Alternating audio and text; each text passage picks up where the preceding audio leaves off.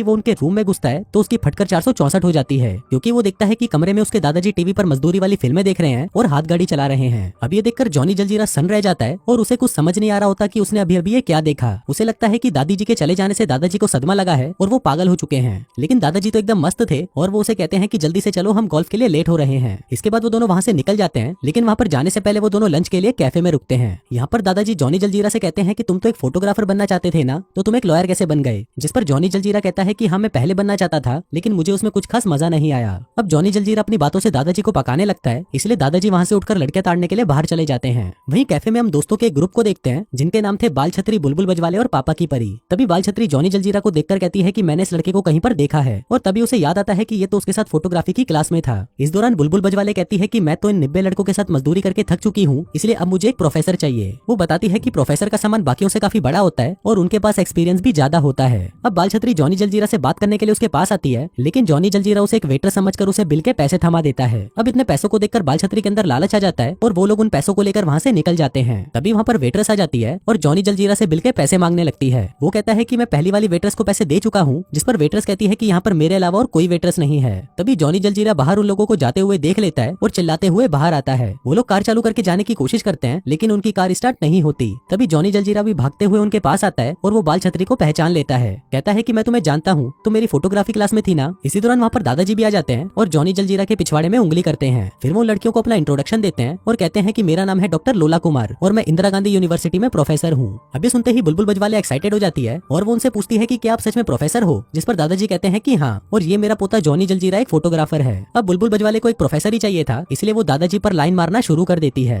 कहती है कि हम सब यहाँ से एक बीच पर जा रहे हैं और अगर आपको भी हमारे साथ मस्ती करनी हो तो आप लोग भी वहाँ पर पहुँच जाना। जो कहकर वो वहाँ से चले जाते हैं। इसके बाद दादाजी और जॉनी जलजीरा गोल्फ कोर्स पहुँचते हैं, जहाँ पर दादाजी को वहाँ पर दो सुंदर पटाखा दिखाई देती हैं। अब उनको देखते ही दादाजी का लोहा गर्म हो जाता है, इसलिए वो उनकी लेने के लिए उनके पास जाने लगते हैं। हम देखते हैं कि उन लड़कियों को गोल्फ खेलना नहीं आता था, इसलिए दादाजी उनके पास आते हैं और उनको कहते हैं कि मैं एक प्रोफेशनल गोल्फ ट्रेनर हूँ और मैं तुमको सिखा सकता हूँ कि कैसे खेलना है। जिसके बाद वो एक लड़की को दबोच लेते हैं और उसे गोल्फ सिखाने के बहाने उसके बदन से अपने सामान को सहलाने लगते हैं। इसके बाद वो उन दोनों लड़कियों के लिए ड्रिंक लेने जाते हैं, जिस दौरान जॉनी जलजीरा वहाँ पर आता है और उन लड़कियों से कहता है कि मेरे दादाजी की दिमागी हालत खराब है। मेरी दादी का कल ही फ्यूनरल हुआ है, जिसके सदमे से दादाजी ऐसी उल्टी सीधी हरकतें कर रहे हैं। अभी सुनकर उन दोनों लड़कियों को बहुत बुरा लगता है और वो वहाँ से चली जाती हैं। तभी दादाजी वहाँ पर आते हैं और जॉनी जलजीरा से पूछते हैं कि क्या हुआ, वो चली क्यों गई। जॉनी जलजीरा कहता है कि मैंने उनको सब कुछ बता दिया कि पिछले हफ्ते ही आपकी पत्नी का देहांत हुआ है और आप दिमागी रूप से बीमार हो। अब ये सुनकर दादाजी गुस्सा हो जाते हैं और उसे कहते हैं कि अबे तूने ये सब उनको क्यों कहा। जॉनी जलजीरा कहता है कि दादाजी आपको हो क्या गया है, दादी को मरे हुए एक हफ्ता भी नहीं हुआ और आप कभी गंदी फिल्में देखकर हाथ गाड़ी चला रहे हो तो कभी कॉलेज की लड़कियों पर लाइन मार रहे हो।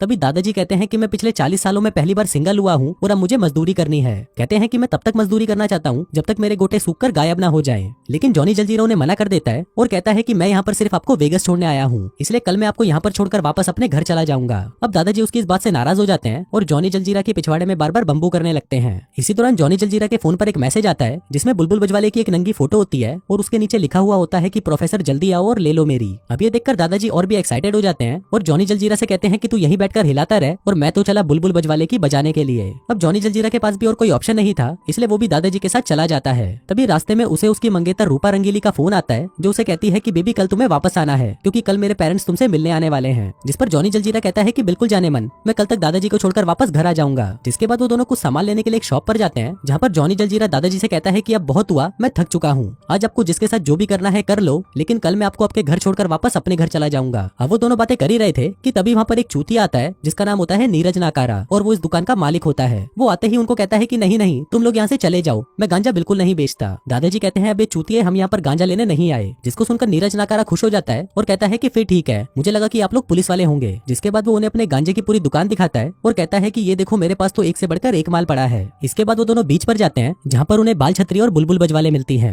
उधर जॉनी जलजीरा बाल छतरी से बातें करने लगता है, लेकिन दादाजी तो एक्शन में थे और वो बुलबुल बजवाले से पूछते हैं कि तुम यहाँ पर बजवाना चाहोगी या कमरे में जाकर। इसी दौरान वहाँ पर दो हथियार के टोपे आ जाते हैं जिनका नाम होता है गुड्डू और पपलू। वो दोनों उनके कॉलेज के सीनियर थे और वो बताते हैं कि हम लोग इंदिरा गांधी यूनिवर्सिटी से हैं। इस पर बुलबुल बजवाले बताती है कि ये अंकल भी इंदिरा गांधी यूनिवर्सिटी में प्रोफेसर हैं। फिर जाने से पहले बुलबुल बजवाले दादाजी से कहती है कि आज शाम को एक पूल पार्टी है और अगर आप दोनों भी वहाँ पर आ जाते हो तो हम सभी साथ में खूब इंजॉय करेंगे। फिर शाम होते ही वो दोनों पार्टी में पहुंच जाते हैं जहाँ पर दादाजी चुपके से ड्रिंक में नशे की बहुत सारी गोलियां मिला देते हैं और फिर वो उस ड्रिंक को लेकर गुड्डू और पपलू के पास चले जाते हैं। फिर वो उनसे शर्त लगाते हैं कि कौन ज्यादा दारू पी सकता है, जिसके बाद उन दोनों के बीच में दारू पीने का कंपटीशन स्टार्ट हो जाता है। दरअसल दादाजी चाहते थे कि गुड्डू उस नशे वाली दारू को पी जाए, जिससे वो बुलबुल बजवाले से दूर रहेगा। लेकिन इसी दौरान जॉनी जलजीरा के पिछवाड़े में चुल सी मचती है और वो वहाँ पर पड़ी हुई दारू को उठाकर पीने लग जाता है, जिसमें वो गलती से उस दारू के गिलास को भी पी लेता है जिसमें दादाजी ने नशे की गोलियां मिलाई थी। अब उस दारू को पीने से होता यह है कि जॉनी जलजीरा नशे में पूरी तरह भंड हो जाता है और फिर नंगा होकर सबके साथ डांस करने लगता है। इसी दौरान वहाँ पर नीरज नाकारा भी आ जाता है, जो कि जॉनी जलजीरे को नमक का भी नशा करा देता है। अब जॉनी जलजीरा नशे में पूरी तरह पागल हो चुका था, जिसके बाद वो नंगा ही वहाँ से बाहर भाग जाता है और एक बाइक उठाकर वहाँ से कहीं चला जाता है। फिर अगली सुबह जब उसकी आंख खुलती है तो हम देखते हैं कि जॉनी जलजीरा जेल में होता है। फिर वो पुलिस वालों से कहता है कि मैंने कुछ नहीं किया, मैं तो खुद एक लॉयर हूँ। लेकिन पुलिस वालों से कहते हैं कि तुम रात भर बिना कपड़ों के बाइक चला रहे थे और लड़कियों के पीछे भागकर उन्हें परेशान कर रहे थे। इसी दौरान वहाँ पर हम नीरज नाकारा को भी देखते हैं, जिसे कल रात को पुलिस ने नमक बेचने के जुर्म में अंदर किया था। लेकिन नीरज नाकारा उन पुलिस वालों का अच्छा दोस्त था, इसलिए वो उसे छोड़ देते हैं। अब ये देखकर जॉनी जलजीरा को गुस्सा आ जाता है और वो उनको कहता है कि तुम लोगों ने नमक बेचने वाले को तो छोड़ दिया, लेकिन मैंने तो कुछ किया भी नहीं, तो मुझे अंदर क्यों कर रखा है, और साथ ही मैं एक लॉयर भी हूँ। अब ये सुनकर उन दोनों पुलिस वालों को लगता है कि शायद ये मजाक कर रहा है, इसलिए वो उस पर हंसने लगते हैं। कहते हैं कि तुम एक लॉयर कैसे हो सकते हो, लॉयर बनने के लिए तो तुम्हें 200 सालों तक पढ़ाई करनी होगी। फिर जॉनी जलजीरा उनसे कॉल करने के लिए फोन मांगता है, लेकिन एक पुलिस वाली उसका फोन अपनी कच्छी में डाल देती है ताकि वो अपनी गुलाबी की फोटो खींच सके। लेकिन इसी दौरान उनको एक फोन आता है और फिर वो जॉनी जलजीरा से कहते हैं कि तुम्हें बेल मिल चुकी है, और साथ ही वो उसे पहनने के लिए कुछ कपड़े भी दे देते हैं। अब जॉनी जलजीरा गुस्से में था और वो दादाजी से कहता है कि अब आप मुझसे बात भी मत करना,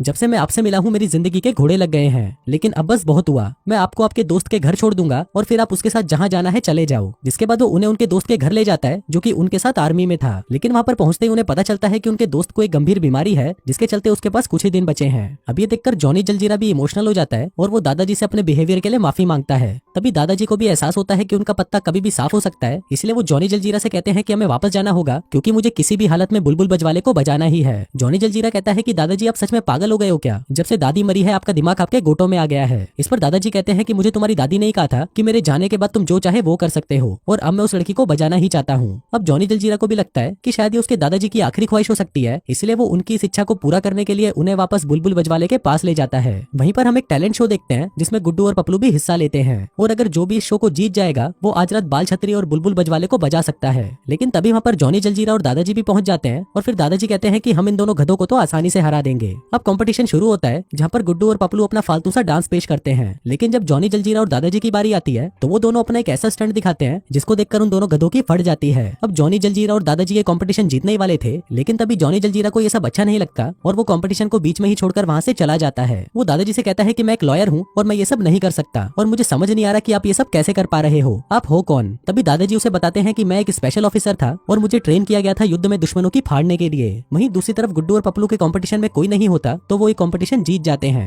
लेकिन तभी दादाजी उन पर शूट करते हैं, जिससे पपलू नीचे गिर जाता है और उसका एक दांत टूट जाता है। अब आज की रात थी उन दोनों सुंदर लड़कियों के साथ मजदूरी करने की, इसलिए वो दोनों दादा पोते तैयार होकर पार्टी में पहुंचते हैं, जहाँ पर बाल छतरी और बुलबुल बजवाले उनका वेट कर रही थी। अब वहाँ पर पहुंचते ही बुलबुल बजवाले दादाजी पर टूट पड़ती है और वो दोनों साथ में डांस करने लगते हैं। लेकिन तभी दादाजी की नजर पड़ती है पापा की परी पर, जिसको कुछ काले बहुत ही काले गुंडे परेशान कर रहे थे। तभी दादाजी उसके पास जाते हैं और उस आदमी से कहते हैं कि अबे कालिए तू इस छमिये को परेशान क्यों कर रहा है। इस पर वो काला आदमी कहता है कि बुड्ढे तेरे को कुछ ज्यादा ही चर्बी चढ़ी है, अगर तेरे में हिम्मत है तो बाहर आके बात कर। अब दादाजी भी उसकी बात मान जाते हैं और वो सभी क्लब से बाहर आ जाते हैं। अब लड़ाई के लिए पहले दादाजी जॉनी जलजीरा को भेजते हैं, लेकिन वो गुंडा जॉनी जलजीरा को एक ही घुसंड में ठंडा कर देता है। इसके बाद वो बाल छतरी को भी मारने उसके पास आता है, लेकिन तभी पीछे से दादाजी आ जाते हैं, जिन्होंने उसकी पूरी गैंग को पहले से ही चित कर दिया था। फिर वो कालिए को दबोच लेते हैं और उसे कहते हैं कि सबसे पहले तू पापा की परी से माफी मांग और कहे कि मैं एक नंबर का चूतिया आदमी हूँ। अब फटी हालत में वो कालिया भी उससे माफी मांगता है और कहता है कि मैं एक नंबर का चूतिया आदमी हूँ, जिसके बाद दादाजी उसे छोड़ देते हैं। फिर अगली सुबह हम बाल छतरी को देखते हैं, जो कि जॉनी जलजीरा को अपने दोस्तों से मिलवाने के लिए जंगल में ले जाती है। यहाँ पर जॉनी जलजीरा बाल छतरी की कुछ फोटोज क्लिक करता है, जो कि बहुत ज्यादा खूबसूरत थी। अब इसी दौरान वो दोनों एक दूसरे के करीब आ जाते हैं, जिसके बाद वो दोनों एक दूसरे को चूसने वाले होते हैं। पर तभी बाल छतरी को पापा की परी का कॉल आता है, जो उसे बताता है कि कालिया और उसके दोस्त मिलकर दादाजी और बुलबुल बजवाले को उठा ले गए हैं। अभी तीन उनको बचाने के लिए जैसे ही वहाँ पर जाते हैं तो वो देखते हैं कि दादाजी और बुलबुल बजवाले वहाँ पर मस्त गुंडों के साथ बैठकर माल फूक रहे हैं। इसके साथ ही दादाजी की उन गुंडों के साथ काफी अच्छी दोस्ती भी हो चुकी है। इसके बाद वो सभी पार्टी पे जाते हैं, जहाँ पर दादाजी का गाना सुनकर बुलबुल बजवाले गर्म हो जाती है और कहती है कि आज तो मैं इस आदमी के साथ खुद को ठंडा करके ही रहूंगी। फिर पार्टी खत्म होने के बाद वो दोनों लड़कियां उन्हें कहती हैं कि हम ऊपर आपका वेट कर रहे हैं, इसलिए तुम जल्दी से हमारी लेने के लिए ऊपर आ जाओ। अब वो दोनों उनके साथ मजदूरी करने के लिए एक्साइटेड थे, लेकिन तभी जॉनी जलजीरा को रियलाइज होता है कि वो गलत कर रहा है। नेक्स्ट वीक उसकी शादी है और वो अपनी होने वाली पत्नी को धोखा नहीं दे सकता, इसलिए वो बाल छतरी से कहता है कि मैं दादाजी को सब कुछ सच बताने जा रहा हूँ। अब ये सुनकर दादाजी कहते हैं कि अबे तू चूतिया हो गया है क्या, तू तो अपने साथ साथ मेरे भी घोड़े लगवाएगा। अब जॉनी जलजीरा जैसे ही उनको सच बताने के लिए उनके रूम में जाता है, तभी वो देखता है कि वहाँ पर गुड्डू और पपलू पहले से ही मौजूद होते हैं और उनके पास इन दोनों का बायोडेटा होता है। जिसके बाद वो लड़कियों को बता देते हैं कि ये जॉनी जलजीरा कोई फोटोग्राफर नहीं बल्कि एक लॉयर है, और साथ ही ये बुड्ढा कोई प्रोफेसर नहीं नहीं बल्कि एक रिटायर आर्मी का सोल्जर है। अभी सुनकर बाल छत्री का दिल टूट जाता है और वो जॉनी जलजीरा से कहती है कि तुमने मुझे धोखा दिया, तुम दोनों ने ही हमसे झूठ बोला और बस हमारा इस्तेमाल करना चाहा। अब वो दोनों वहाँ से जाने लगते हैं, लेकिन तभी बुलबुल बजवाले दादाजी से कहती है कि मैं अभी भी तुम्हारे साथ मजदूरी करना चाहती हूँ और मैं चाहती हूँ कि तुम मेरे साथ इतनी मजदूरी करो कि तुम मेरी इस छोटी सी दुकान का गोदाम बना दो। इसी दौरान वहाँ पर वो पुलिस वाले भी पहुंच जाते हैं और कहते हैं कि हमें खबर मिली है कि यहाँ पर कोई माल फूक रहा था। तभी जॉनी जलजीरा की तलाशी ली जाती है और उसकी जेब में से नमक का पैकेट मिल जाता है, जिसके बाद उसे फिर से जेल में बंद कर दिया जाता है। फिर अगले दिन जब उसकी बेल कराई जाती है तो इस बार वो अपने दादा से कुछ नहीं कहता और उन्हें वहीं छोड़कर चुपचाप वापस अपने घर आ जाता है। अब नेक्स्ट वीक उसकी शादी होने वाली थी तो सभी शादी की तैयारियों में लग जाते हैं, लेकिन इसी दौरान हम देखते हैं कि जॉनी जलजीरा अपनी शादी से खुश नहीं था क्योंकि उसे अब बाल छत्री से प्यार हो चुका था और वो सिर्फ उसी के बारे में सोच रहा था। अब ऐसे ही एक हफ्ता निकल जाता है और फाइनली जॉनी जलजीरा का शादी का दिन भी आ जाता है, लेकिन जॉनी इस बात से खुश नहीं था और वो रूपा रंगीली से कहता है कि मैं तुमसे शादी नहीं कर सकता। अब क्योंकि उसका माइक खराब हो चुका था इसलिए वो अपने भाई से कहता है कि तुम रूपा रंगीली को कह दो कि मैं उससे शादी नहीं कर सकता। अब उसका भाई लंगड़ा होता है इसलिए वो अपने पास में बैठे अंकल से कहता है कि अंकल जी आप रूपा रंगीली को बोल दीजिए कि जॉनी उससे शादी नहीं कर सकता, लेकिन वो अंकल बहरे थे और उन्हें कुछ सुनाई नहीं देता। तभी वो यही बात दूसरे अंकल से कहता है, लेकिन वो अंकल गूंगे होते हैं तो वो रूपा रंगीली को नहीं बता पाते। तभी वहाँ पर एक वेटर आता है और वो वेटर से कहता है कि तुम रूपा रंगीली को जाकर बोल दो कि जॉनी जलजीरा उससे शादी नहीं कर सकता।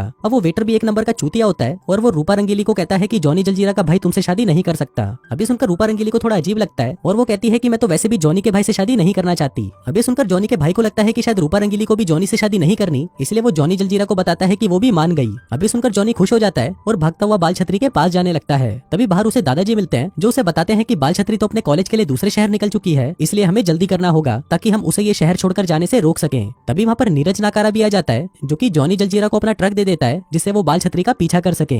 अब वो तीनों बाल छत्री के पीछे जाने लगते हैं, जिस दौरान वो ढक्कन पुलिस वाले भी उनके पीछे पड़ जाते हैं। फिर कुछ देर बाद फाइनली उन्हें बाल छत्री मिल जाती है और फिर जॉनी जलजीरा उसे कहता है कि अब मैं शादी नहीं कर रहा क्योंकि मैं तुमसे प्यार करता हूँ और तुमसे शादी करना चाहता हूँ। अब क्योंकि बाल छत्री भी उससे प्यार करती थी इसलिए वो मान जाती है, जिसके बाद वो दोनों एक दूसरे को चूसने लगते हैं। लेकिन तभी वहाँ पर वो पुलिस वाले उन्हें पकड़ने पहुंच जाते हैं, लेकिन नीरज नाकारा जैसे तैसे उन पुलिस वाले से बात करके मामले को संभाल लेता है। इसके बाद हम रूपा रंगीली को देखते हैं जिसे पता चल चुका था कि उसकी शादी टूट चुकी है, तो वो जॉनी के लंगड़े भाई के साथ ही अपना टाका भिड़ा लेती है। वहीं दूसरी तरफ दादाजी भी फाइनली मजदूरी करने के लिए बुलबुल बजवाले के पास पहुंच जाते हैं, जहाँ पर वो पहले से ही मूड बनाकर तैयार बैठी थी। फिर दादाजी के वहाँ पर पहुंचते ही बुलबुल उन पर टूट पड़ती है, जिसके बाद पूरे दिन वो दोनों दबा दबाकर मजदूरी करते हैं। फिर फिल्म के लास्ट सीन में हम देखते हैं कि कुछ साल बीत चुके हैं और जॉनी जलजीरा और बाल छत्री की शादी हो चुकी है और उनका एक छोटा बच्चा भी है। वहीं पर हम दादाजी और बुलबुल बजवाले को भी देखते हैं और इन दोनों ने भी अब शादी कर ली है। साथ ही दादाजी और जॉनी जलजीरा का रिलेशन अब अच्छा हो चुका है, लेकिन दादाजी अभी भी उसके पिछवाड़े में उंगली करते ही रहते हैं। और दोस्तों इसी के साथ ही ये कहानी यहीं खत्म